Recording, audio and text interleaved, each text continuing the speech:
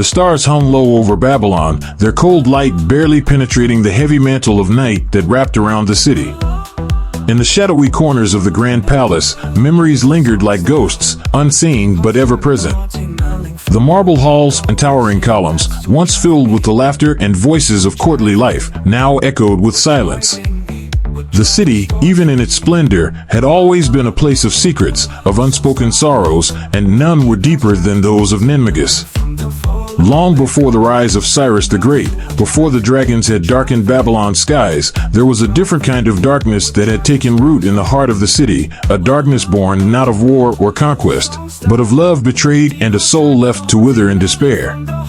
Ninmagus had once been a different person, her heart filled with light and hope, her dreams woven from the tender threads of a love that she believed could conquer all. But those dreams had shattered, leaving only the jagged remnants of a heart torn apart by the cruel hand of fate. The blossom of love. Years ago, when the walls of Babylon were still unblemished by the scars of war, and the city basked in the glory of its golden age, a young man named Nabu Iqbi had walked the palace corridors with a heart full of ambition and the weight of destiny on his shoulders. He was the son of the king, a prince destined for greatness, but despite the riches and power that surrounded him, there was a void in his life that nothing seemed to fill. Nabu Iqbi was a man of many talents, handsome, strong, and intelligent, with a mind that was as sharp as the sword he wielded. He was beloved by the people of Babylon, admired for his wisdom and courage. But there was one thing that set him apart from the other men of his station. His heart was not easily swayed by the empty flattery of the court or the shallow affections of noble women. He sought something deeper, something real. And then he met her, Ninmagus. She was not of noble birth. In fact, she was a mere servant in the palace, a woman of humble origins. But from the moment Nabu Iqbi laid eyes on her, he knew that she was different. Her beauty was not the polished, practiced beauty of the court ladies. It was something raw and natural, something that took his breath away. Her eyes, dark and full of mystery, seemed to see right through him, to the very core of his being. Their love blossomed in secret, away from the prying eyes of the court. In the hidden corners of the palace gardens, under the cover of night, they would meet, their whispered words carried away by the gentle breeze that rustled the leaves. Nabu Iqbi found in Ninmagus a kindred spirit, a woman who understood him in a way that no one else ever had. She was his sanctuary, his refuge from the pressures of his royal duties, and in her arms, he found a peace that he had never known before. "Your heart beats like the drums of war, my love," Ninmagus would say to him, her voice soft as she rested her head against his chest. "But here, in this moment, there is only peace. Only us." "And in your eyes," Nabu Iqbi would reply, his fingers gently tracing the line of her jaw, "I see the reflection of a world where I am not a prince, but simply a man who loves a woman more than anything else." They would talk for hours about their dreams, their fears, their hopes for the future. Nabu Iqbi would speak of a time when he would rule as king, with Ninmagus by his side as his queen, guiding him with her wisdom and love.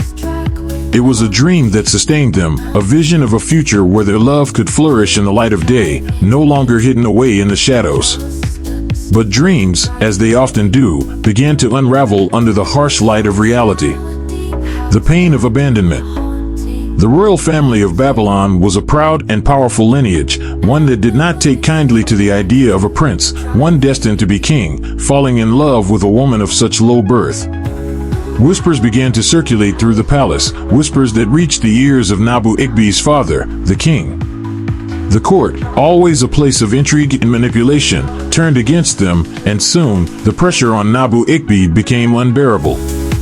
Nabu Iqbi, his father had said one evening as they dined in the grand hall, the candles flickering in the dim light, "You are the future of Babylon. Your choices must reflect the dignity and strength of our lineage. This dalliance with a servant girl must end. You have a duty to your people, to your family. Do not let your heart lead you astray." Nabu Iqbi's heart had clenched at his father's words, but he had nodded in reluctant agreement. He knew the weight of his responsibilities, the expectations that came with his station. But how could he turn away from the woman who had become the very center of his world? That night, he met Ninmagus in the gardens once more, But this time, the air was thick with unspoken sorrow. The stars above seemed dimmer, their light pale and cold as it fell upon the lovers. Ninmagus, he had begun, his voice trembling with the weight of what he was about to say. There is no easy way to tell you this, but we cannot be together. My father, my family, they have decreed it. They demand that I end our relationship. I have no choice. Ninmagus had stared at him, her eyes wide with shock, her heart breaking within her chest. You have no choice. Nabu Iqbi, what of the promises we made to each other? What of the love that we share? Are you willing to throw it all away because of their demands? I am the Prince of Babylon, Ninmagus, Nabu Iqbi had replied, his voice laced with sorrow. I have a duty to my people, to my family.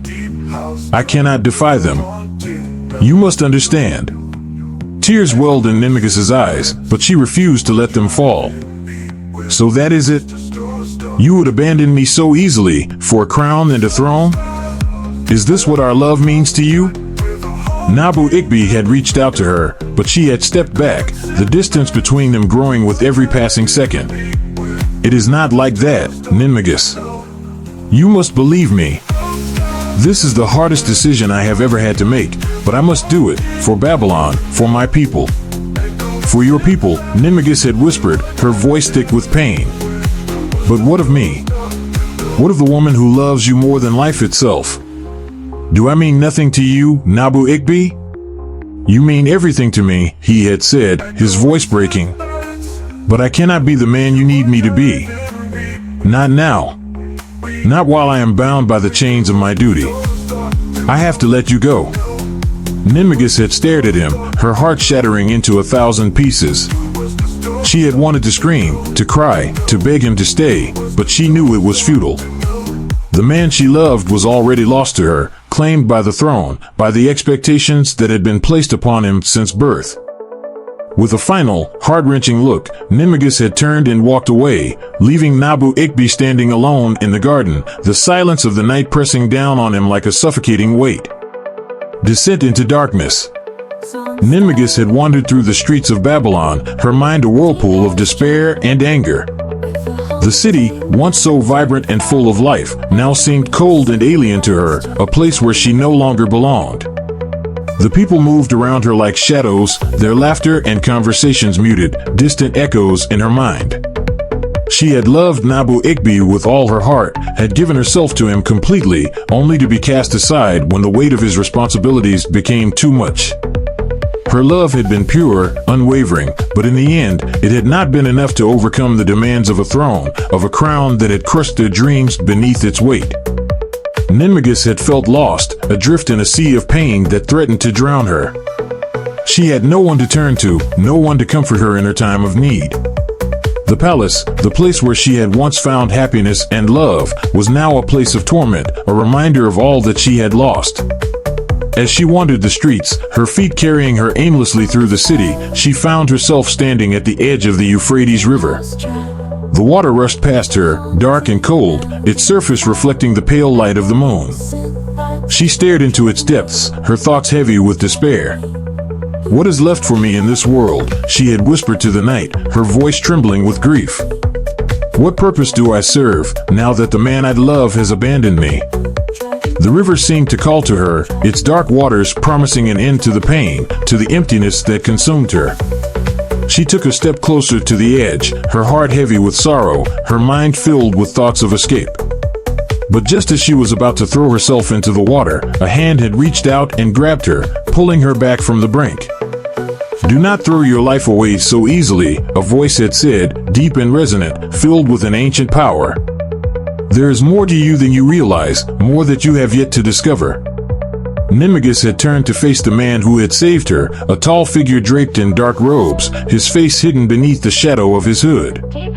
His eyes, however, were bright and piercing, filled with a knowledge that seemed to transcend time itself. Who are you? Ninmagus had asked, her voice barely more than a whisper. I am Namtaru, the man had replied, his gaze never leaving hers. A wizard, a keeper of ancient knowledge. I have walked this earth for many years, and I have seen the pain that love can bring. But I have also seen the power that can be found in that pain, if one knows how to harness it. Ninmagus had stared at him, her mind still reeling from the events of the night. What do you want from me? I want to help you, Namtaru had said simply. I see in you a potential that has yet to be realized. The pain you feel now can be transformed into power if you are willing to learn, if you are willing to embrace it. Ninmagus had hesitated, her heart still heavy with sorrow, but there was something in Namtaru's eyes, something in his voice, that called to her, that offered her a way out of the darkness that had consumed her. What must I do? She had asked, her voice trembling with a mixture of fear and hope. Come with me, Namtaru had said, extending his hand to her. I will teach you the ancient ways, the magic that has been passed down through the ages. You will learn to harness the power of your pain, to turn it into something that can shape the world around you.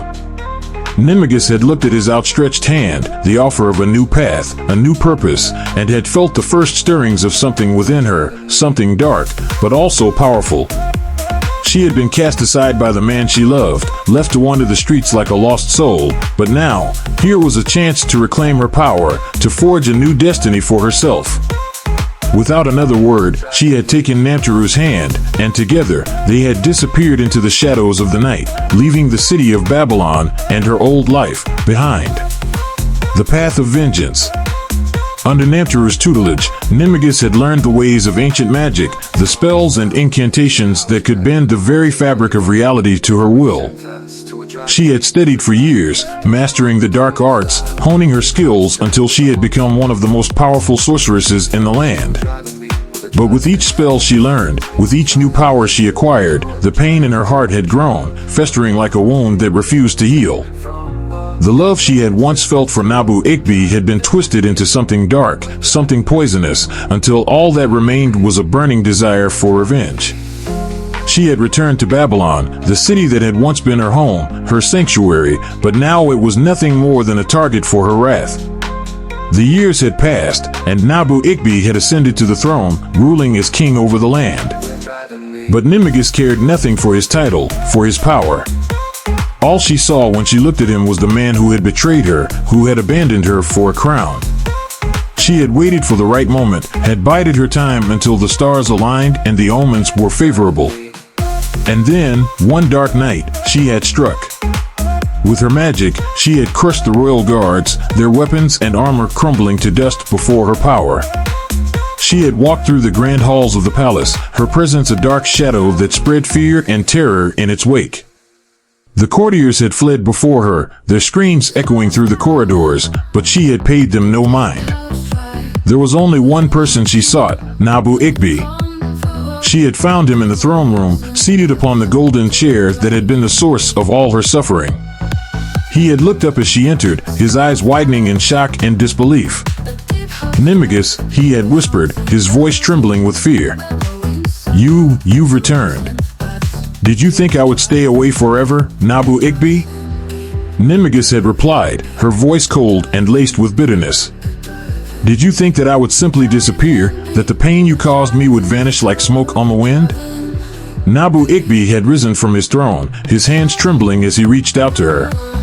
Ninmagus, please. I never meant to hurt you. I did what I had to do for Babylon, for my people. Your people? Ninmagus had spat, her eyes blazing with fury. And what of me, Nabu Iqbi? What of the woman who loved you, who gave everything for you? Did I mean nothing to you? You meant everything to me, Nabu Iqbi had said, his voice thick with emotion. But I was a prince, bound by duty, by the expectations of my family. I could not defy them, could not abandon my responsibilities. You must understand. I understand perfectly, Ninmagus had interrupted, her voice as sharp as a blade. You chose power over love, duty over your heart. And now, you will pay the price for that choice. With a flick of her wrist, she had unleashed her magic, the dark energy swirling around her like a storm. But before she could strike, a figure had appeared before her, blocking her path.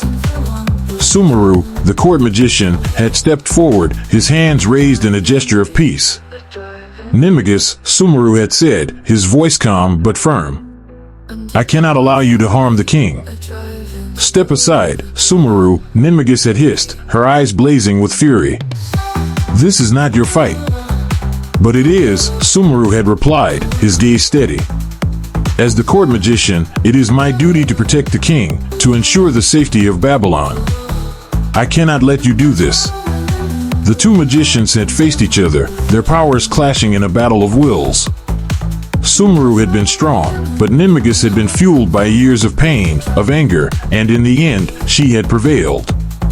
But Sumeru, with his last breath, had cast a final spell, one that had bound Ninmagus and prevented her from entering Babylon ever again. She had been forced to flee, her plans for revenge thwarted, but her hatred had only grown stronger. She had vowed that one day, she would return, that she would finish what she had started. And when the time came, when the worlds were divided and the barriers between them weakened, she had found her way back. But the city she had once called home was now a place she could never enter, a place that was forever beyond her reach. As Ninmagus stood on the outskirts of Babylon, the memories of her past swirling around her like a storm, she felt the weight of her pain, of her loss, pressing down on her like a suffocating darkness. But even in that darkness, there was a flicker of something else, a flicker of the love that had once been the center of her world. It was a love that had been twisted and broken, but it had not been extinguished. And as she stood there, staring at the city that had once been her home, she felt a single tear slip down her cheek, a tear that was born not of hatred, but of a love that would never die. And in that moment, Ninmagus realized that her quest for revenge had not only been about Nabu Iqbi, but about reclaiming the love she had lost, the love that had been torn from her by the cruel hand of fate. But now, it was too late. The love she had once felt was now a ghost, a shadow that haunted her every step, a reminder of all that she had lost. And as the darkness of the night closed in around her, Ninmagus turned away from the city, her heart heavy with the weight of her sorrow, her footsteps echoing through the silence as she disappeared into the shadows. The return of Ninmagus. Ninmagus had watched as the war unfolded, as the mighty empire of Persia clashed with the defenders of Babylon. The sight of blood spilled on Babylonian soil had brought her a twisted pleasure, a sense of vindication for the years of pain and rejection she had endured. The suffering of the people, the cries of the wounded, the fears that gripped the city, these were the echoes of her own torment, mirrored in the lives of those who now inhabited the place she had once called home. But as the war dragged on, as the armies of Cyrus the Great were twice repelled by the forces of Babylon, Ninmagus found herself consumed by a growing sense of frustration. The victories of the Babylonians, led by the mysterious warrior Ira, were like daggers in her heart, each one driving deeper into the well of her hatred. The city that had betrayed her refused to fall, its people stubbornly clinging to life despite the odds. Ninmagus had hoped that Cyrus, with his vast armies and ruthless ambition, would bring Babylon to its knees, would deliver the final blow that she herself could not. But each time, the Persians had been driven back, their forces decimated, their spirits crushed. The very thought of it filled her with a rage that burned hotter than any fire. As she stood on the barren hillside overlooking Babylon, her eyes narrowed with determination. If Cyrus could not bring Babylon to ruin, then she would ensure that he did. She would go to him herself, would convince him to continue the war, to strike again with a force that would leave no room for retreat, no chance for survival. She would see Babylon fall, even if it meant tearing down the walls herself. With a wave of her hand, the air around her shimmered and distorted, the shadows bending to her will. In an instant, she was gone from the hillside, her form dissolving into the darkness.